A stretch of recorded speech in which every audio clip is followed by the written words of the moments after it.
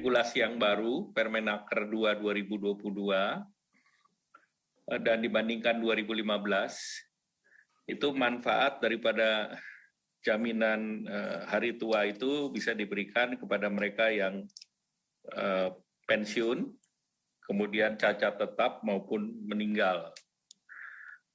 Nah, oleh karena itu berdasarkan Permenaker ini diberikan akumulasi iuran untuk pengembangan atau untuk pinjaman rumah perumahan untuk periode 10 tahun masa kerja adalah 30%.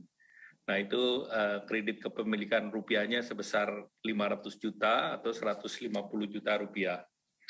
Yang kedua, untuk persiapan pensiun itu juga bisa ditarik 10%, itu untuk 10 tahun masa iuran. Nah, kalau ini menggunakan skema daripada yang baru, skema baru ini kami bandingkan manfaat Permenaker 19 2015, di mana iuran jaminan JHT-nya itu adalah 5,7% dari rata-rata yang kerja 2 tahun itu gajinya kira-kira 5 juta, maka 5,7% kali 5 juta adalah 285.000. Nah, total iurannya diberikan 24 bulan kali 285.000 itu adalah 6.840.000. Kemudian biaya pengembangan 2 tahun sebesar 350.550, maka dengan regulasi lama Permenaker 19 2015, manfaat JHT itu 7.190.000. Dan berdasarkan dengan Permenaker tersebut, maka tidak dapat mengakses manfaat 30% untuk perumahan yang tadi saya sebutkan. Bisa sampai 150 juta untuk 10 tahun. Kemudian tidak dapat juga mengakses 10% untuk persiapan pensiun. Nah, jadi manfaat JHT saat pensiun itu menjadi kecil.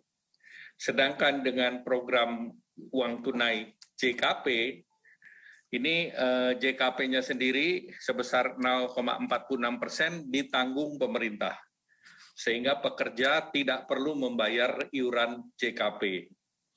Nah, kalau JHT kita ketahui bahwa pengusaha ataupun perusahaan menanggung 3,7% dan pesertanya 2%. Ini tidak ada perubahan.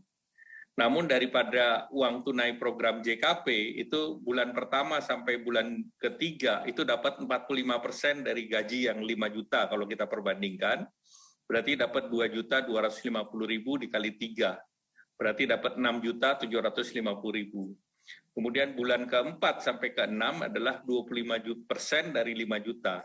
Berarti dapat 1.250.000 dikali 3, berarti mendapatkan 3.750.000. Sehingga untuk 6 bulan itu mendapatkan 10.500.000 dibandingkan dengan yang tadi 7.190.000. Jadi ini mendapatkan lebih tinggi daripada skema lama dan kemudian masih mendapatkan akses 30% untuk perumahan. Dan ini juga dapat mengakses 10% untuk persiapan masa pensiun. Jadi 10.500.000 plus on top yang 30% dan 10% masih didapat versus yang lama itu tidak didapatkan.